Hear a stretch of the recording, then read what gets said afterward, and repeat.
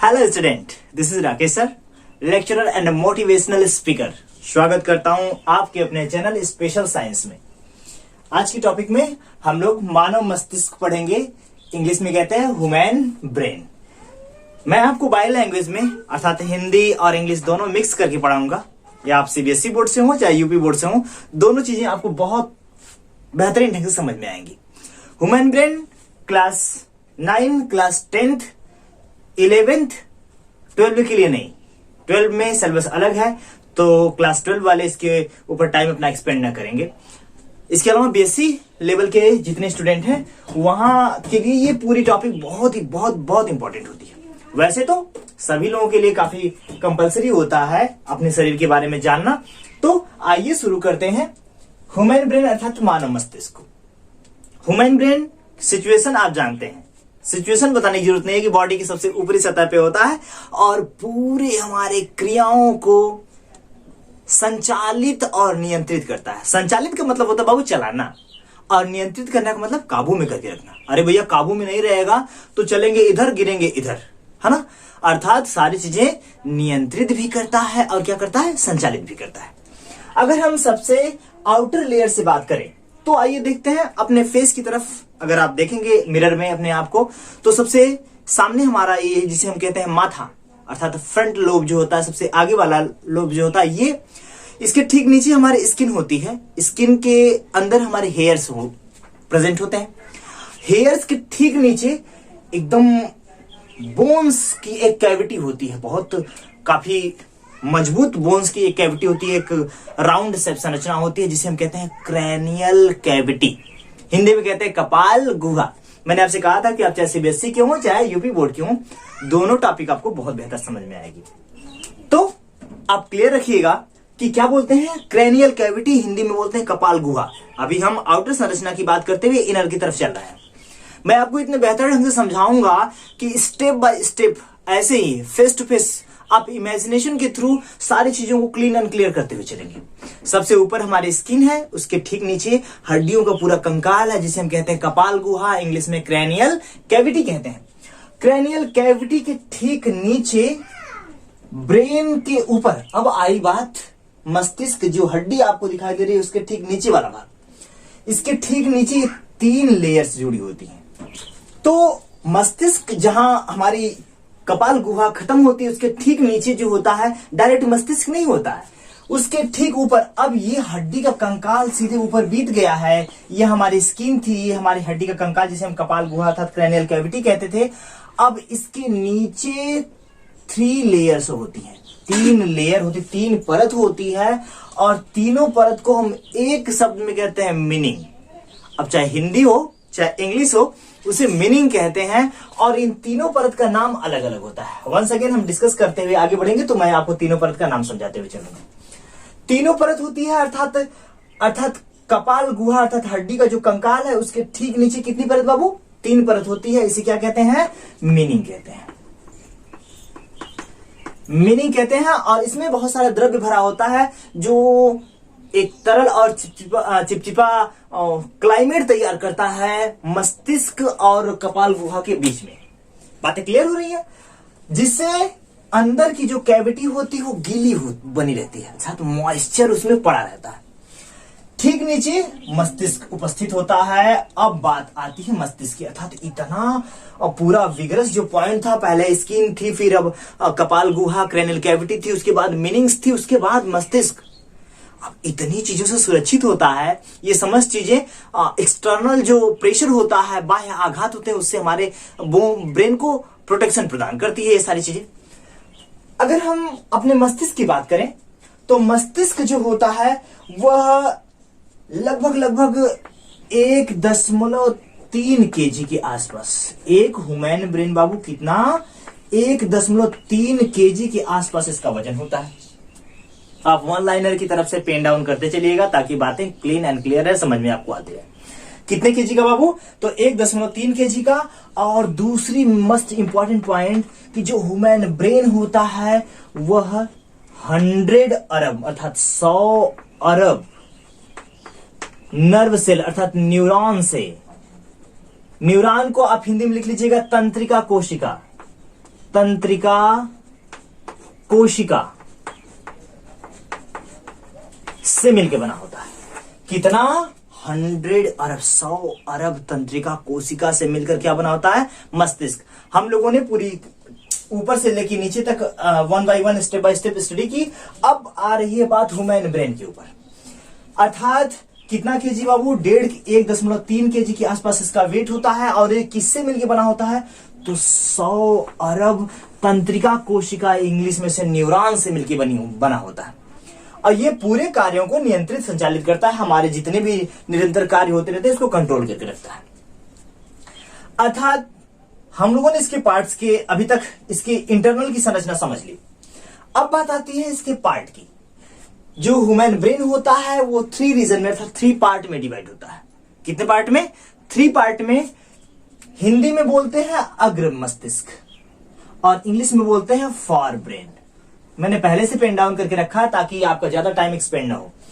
अग्र मस्तिष्क अर्थात फॉर ब्रेन, ये वाला भाग जो होता है मध्य मस्तिष्क अर्थात इंग्लिश में मिड ब्रेन कहते हैं।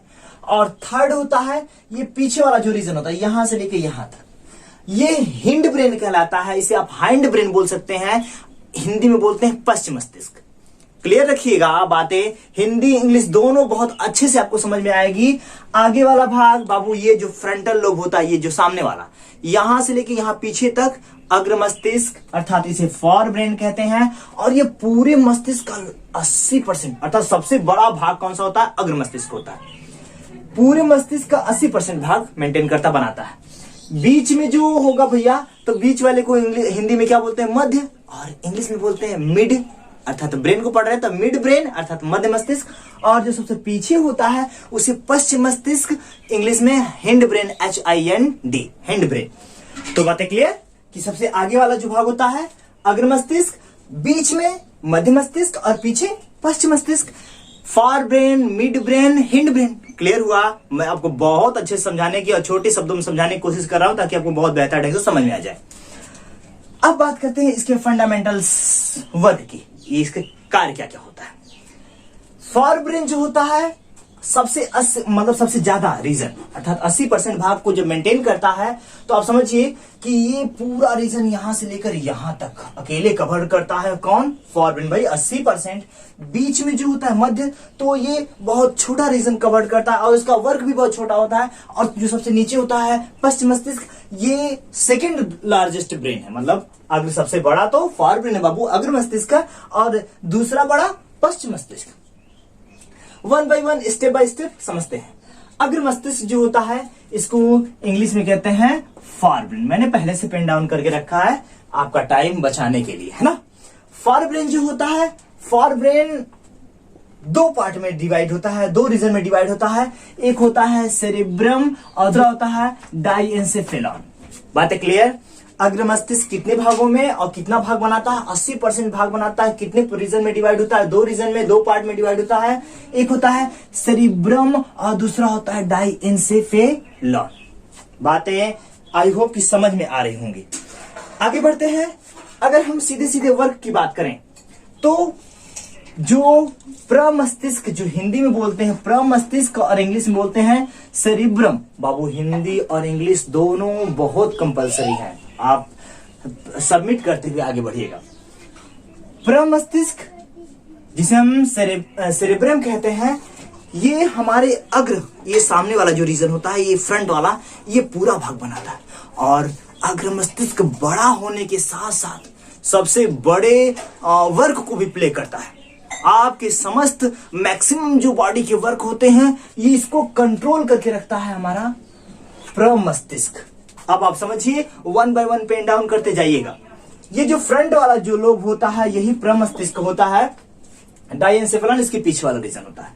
तो हम भी प्रमस्तिष्क की बात करते हैं। प्रमस्तिष्क 1 by 1 step by step note करते चलिएगा। प्रमस्तिष्क का जो कार्य होता है ये हृदय की गति। मैंने यहां कुछ लिख रखा है, मैं आपको ऐसे कुछ ओरली समझा दूंगा, आप 1 बाय 1 स्टेप बाय स्टेप लिख लीजिएगा। बहुत अच्छे से आप नोट्स क्लियर कर लीजिएगा और समझ लीजिएगा सारी चीजों को। हृदय की गति को नियंत्रित में रखता है। अरे भैया, अगर हृदय की गति धक धक धक धक धक धक धक धक चलने लगे तो घबरा जाएंगे कि नहीं? अरे घबरा नहीं जाएंगे, बीपी ऊपी तो भैया फाट फूट जाएगा, पता नहीं कितना चला जाएगा। तो हृदय की गति को क्या करता है, कंट्रोल करके रखता है। हम किसके बारे में बात कर रहे हैं, प्रमस्तिष्क के बारे में, जो अग्र मस्तिष्क का क्या है, एक भाग है, एक पार्ट है। हृदय की गति भोजन का ग्रहण और पाचन को भी, उसमें भी अपना वर्क प्ले करता है। सांस लेने में भी अपना वर्क प्ले कौन करता है, हमारा प्रमस्तिष्क। इसके अलावा जो सबसे और इंपॉर्टेंट रीजन है और वो पॉइंट है, उसको आप नोट डाउन अपने दिमाग में बैठा लीजिएगा। गर्मी बहुत ज्यादा हो रही है, बहुत प्रॉब्लम हो रही है, आप नोट डाउन करिए कि जो हमारा अग्र मस्तिष्क अर्थात अग्र मस्तिष्क का जो प्रमस्तिष्क वाला भाग होता है, यह बुद्धि, इच्छा शक्ति, इसके अलावा जो होता है ऐच्छिक क्रियाओं, ज्ञान, चिंतन आदि का पूरा केंद्र होता है। मैंने क्या क्या बताया, बुद्धि, इच्छा शक्ति, ज्ञान, स्मृति, नई नई खोज के लिए पूरा अग्रसर करता है। इस सबका पूरा क्या होता है, केंद्र होता है। कौन, प्रमस्तिष्क, इंग्लिश में बाबू सेरिब्रम। अर्थात इतनी चीजें साथ साथ ये कंट्रोल और कंट्रोल करके लेके चलता है आपको बहुत बेहतरीन ढंग से। इसके अलावा अगर देखें, इसके अतिरिक्त हमारा जो सेरिब्रम होता है, हमारे हंसने पे, हमारे रोने पे, हमारे यूरिन के एक्सक्रीशन जिसे हम हिंदी में बोलते हैं मूत्र त्याग को कंट्रोल और काबू में करके रखता है। हमारी प्रतिवर्ती क्रियाओं, हमारी जो रिफ्लेक्ट एक्शन होता है, मैं आपको अगले वीडियो में आपको रिफ्लेक्ट एक्शन बता दूंगा कि रिफ्लेक्ट एक्शन क्या होता है। ऐसी क्रियाएं जो सडनली हो, उसमें आपके ब्रेन का कोई वर्क ना हो, जिसे उसे प्रतिवर्ती क्रियाएं कहते हैं। मैं उसके ऊपर डिस्कशन कर लूंगा, ये वीडियो ऐसे लंबा हो जाएगा नहीं तो। पूरी चीजों को क्या करता है, कंट्रोल करके रखता है। कौन, अभी हम बात कर रहे हैं किसके, सेरेब्रम के बारे में। बुद्धि, इच्छा शक्ति, चिंतन, नई खोज, नई इंफॉर्मेशन, इन सभी चीजों का एक केंद्र बिंदु होता है। हमारे प्रतिवर्ती क्रियाओं को कंट्रोल करके रखता है हमारा प्रमस्तिष्क, इंग्लिश में सेरेब्रम। डायएन्सेफेलॉन की बात करते हैं। डायएन्सेफेलॉन ऊपर से लेके नीचे, बहुत हल्का सा ऊपर या ज्यादा रीजन आगे वाला कवर करता है, ये वाला पूरा रीजन कवर करता है। और इसके अंदर जो होती हैं हमारी बहुत सारी ग्रंथियां होती, 3 ग्रंथियां, जो मस्तिष्क में 3 ग्रंथियां पाई जाती इस वाले रीजन पे, है ना। मैं आपको थोड़ा समझा देता हूं, मुझे गर्मी कुछ ज्यादा हो गई है ना। आप समझ लीजिए कि जो ये वाला रीजन होता है सामने, फ्रंट वाला, हमारे ईयर्स के ठीक आगे वाला रीजन है, और हमारे ये जो प्रमस्तिष्क है, सेरिब्रम, इसके ठीक पीछे वाला रीजन। यहां पे हमारी 3 ग्रंथियां होती हैं। एक होती है पीनियल ग्रंथि, ये छोटी ग्रंथि होती है, सबसे अपर साइड पे होती है। इसके ठीक नीचे होती है हमारी, और नीचे नहीं, अग्रसर सबसे आगे यहां इस साइड पास पे होती है हमारी पिट्यूटरी ग्रंथि। और पिट्यूटरी ग्रंथि को कहते हैं मास्टर ग्रंथि। बातें क्लियर हो रही है कि मास्टर ग्रंथि किसे कहते हैं, कि पिट्यूटरी ग्रंथि। अब मास्टर ग्रंथि क्यों कहते हैं, मास्टर क्या करता है बाबू, क्लास में इंटर करता है तो क्लास में जितने लोग होते हैं उसको कंट्रोल करके रखता है, अपने तरीके से पढ़ाता है, पूरी क्लास को कंट्रोल करता है, संचालित भी करता है ना। तो इसीलिए हम इसे मास्टर कहते हैं, क्योंकि जितनी हमारी ग्रंथियां हैं, उनसे निकलने वाले हार्मोन्स हैं, वो उसको ये पिट्यूटरी ग्रंथि कंट्रोल करके रखती है, और इसीलिए हम इसे कहते हैं मास्टर ग्लैंड। बातें क्लियर। हाइपोथैलेमस तीसरी जो होती है पिट्यूटरी के ठीक ऊपर, अब इसी रीजन के आसपास होती है हाइपोथैलेमस भी। हाइपोथैलेमस जो होती है पिट्यूटरी के जस्ट ऊपर होती है। मैंने इस रीजन पे अप्लाई किया होगा। ये पीनियल सबसे इस कोने पे है, यहां पे मैंने दर्शाया है। इसके अलावा थैलेमस बीच में है, पिट्यूटरी नीचे है, और यहां पे होगी हाइपोथैलेमस। मैंने सिचुएशन ड्रा कर दी है, आप वंस अगेन ड्रा कर लीजिएगा। मैंने इसके ऊपर बहुत ज्यादा कुछ अभी तक एक्सटर्नल कुछ क्रिएट नहीं किया है, अभी सेफ्टी है, यह आप बहुत बेहतरीन ढंग से ड्रा कर लीजिएगा। हाइपोथैलेमस पिट्यूटरी के ठीक ऊपर है, और उसके ठीक बगल में हमारी पीनियल ग्रंथि है। पीनियल ग्रंथि हमारे ब्रेन की सबसे छोटी ग्रंथि। हाइपोथैलेमस, अगर हम पिट्यूटरी की बात कर ले कि भाई कौन सी ग्रंथि, मास्टर ग्रंथि, तो हाइपोथैलेमस मास्टर ऑफ मास्टर ग्रंथि। अब इसे मास्टर ऑफ मास्टर क्यों कहते हैं बाबू, क्योंकि ये ग्रंथि मास्टर को खुद कंट्रोल करके रखती है, इसको, अर्थात किसको, इसको पिट्यूटरी को कंट्रोल करके रखती है। इतनी बातें हुई आपके मस्तिष्क, अग्र मस्तिष्क के बारे में। आगे बढ़ते हैं मध्य मस्तिष्क। वीडियो लंबा हो रहा है तो थोड़ी स्ट्रेस हो रही है कि वीडियो ज्यादा लंबा हो जाता तो अच्छा नहीं होता है। मिड ब्रेन जो होता है ये सबसे छोटा रीजन होता है और कुछ उसी हिसाब से छोटा कार्य भी करता है। यह हमारे नेत्र, ग्रीवा आदि की गतियों को नियंत्रित करके रखता है। यह सबसे छोटा भाग होता है जो मेडुला ऑब्लंगेटा एवं मेरुरज्जु से जुड़ा होता है। मेरुरज्जु मतलब हमारी जो यहाँ की रीढ़ की हड्डियां होती हैं, इससे जुड़ा होता है। कार्य में मैंने लिख दिया है, कार्य शरीर का संतुलन तथा नेत्र की पेशियों को नियंत्रित करता है। हमारा जो शरीर का हमारा संतुलन है, जैसे हम ट्रेवल करके इधर उधर करके पढ़ाते हैं या आप चलते हैं, उसको क्या करता है, यह नियंत्रित करता है या नियमन करता है। आगे बात आती है आपके लास्ट पश्चिम मस्तिष्क, कहते हैं हैंड ब्रेन। हैंड ब्रेन जो होता है यह सबसे पिछला रीजन होता है। मैंने पहले आपको बता दिया है, डिनोट करा दिया है कि बाबू यहां से लेके ये पूरा रीजन जो होता है वो हैंड ब्रेन का होता है। फोर ब्रेन का रीजन सबसे बड़ा होता है, मिड ब्रेन मध्य में होता है। जो पश्चिम मस्तिष्क होता है ये हमारे ब्रेन का सेकंड लार्जेस्ट पार्ट होता है और सबसे बड़ा पार्ट कौन होता है, फोर ब्रेन होता है, अर्थात अग्र मस्तिष्क होता है। हैंड ब्रेन अर्थात पश्चिम मस्तिष्क दो पार्ट में डिवाइड होता है, एक पॉन्स और दूसरा नी मस्तिष्क, इंग्लिश में कहते हैं सेरिबेलम। बाबू ध्यान रखिएगा, यहां पे जो था फ्रंट वाला भाग यह सेरिब्रम था और जो पीछे सबसे नीचे मध्य मस्तिष्क में है यह सेरिबेलम है। नाम सिमिलर है, थोड़ा सा डिफरेंस है तो केयरफुल होकर सुनिएगा। सेरिब्रम जो होता है फोरब्रेन अग्र मस्तिष्क का भाग है और सेरिबेलम पश्चिम मस्तिष्क का भाग है। क्लियर करके रखिए। जो पॉन्स होता है हमारे ईयर के ठीक आगे वाले रीजन को कवर करता है और सबसे नीचे वाला रीजन यहाँ जो होता है मस्तिष्क के पास एक छोटी सी राउंड शेप संरचना होती है जिसे हम पॉन्स कहते हैं। और हमारे पश्चिम मस्तिष्क के इस वाले ईयर के ठीक पीछे वाले रीजन पे अगर हम देखें तो इस वाले रीजन पे एक राउंड शेप, एक प्लेट की नुमा संरचना होती है और ये होती है सेरिबेलम। यह हमारे पश्चिम मस्तिष्क का दोनों भाग क्रिएट करती बनाती है। अब इन दोनों का कार्य क्या होता है, इन दोनों अर्थात पूरे पश्चिम मस्तिष्क का कार्य क्या होता है, भोजन को निगलना, वमन का मतलब वो वोमिटिंग जो होती है उल्टी होती है, खांसना, छींकना, हिचकी लेना आदि क्रियाओं का केंद्र बिंदु है कौन, पश्चिम मस्तिष्क। तो आई होप कि आपको इतनी चीजें क्लियर हुई होंगी कि फोर ब्रेन क्या होता है, अग्र मस्तिष्क क्या होता है, मिड ब्रेन मध्य मस्तिष्क क्या होता है और पश्चिम मस्तिष्क क्या होता है। उसके 1 बाय 1 आपको कार्य बताए गए। बातें क्लियर रखिएगा। अगर हम देखें तो अग्र मस्तिष्क में के दो पार्ट थे, एक था सेरिब्रम और दूसरा क्या था, डायएन्सेफेलॉन था। उसके आपको कार्य बताए गए कि ये पूरे समस्त चीजों का केंद्र बिंदु होता है जो समस्त क्रियाओं को नियंत्रित और संचालित करता है। हमारी बुद्धि, स्मृति, चिंतन, नई नई खोज, इन सभी कल्पना, इन सभी का केंद्र बिंदु कौन होता है, फोर ब्रेन होता है। मध्य मस्तिष्क हमारे ग्रीवा और हमारे आइस की गतियों का केंद्र बिंदु होता है। इसके अलावा भोजन निगलना, वमन, खांसना, छींकना, हिचकी लेना, इन सब का केंद्र बिंदु कौन होता है, पश्चिम मस्तिष्क। तो इतनी चीजें हैं, आप बहुत अच्छे से आई होप कि समझ में आया होगा। जो लास्ट वाला रीजन है ये हमारा स्पाइनल कार्ड है। स्पाइनल कार्ड हमारे यहाँ नीचे रीजन में जाके हमारे मेरुरज्जु के अंदर ऐड हो जाता है, अर्थात पूरा मस्तिष्क इसी तरह से वर्क करता है। इसे हम सेंट्रल नर्वस सिस्टम कहते हैं, केंद्रीय तंत्रिका तंत्र। दो पार्ट होते हैं केंद्रीय तंत्रिका तंत्र में, एक स्पाइनल कार्ड होता है, एक ब्रेन होता है। पहले नंबर पे ब्रेन, दूसरे नंबर पे स्पाइनल कार्ड होती है। तो आई होप कि आपको ब्रेन पूरी तरह से समझ में आया होगा।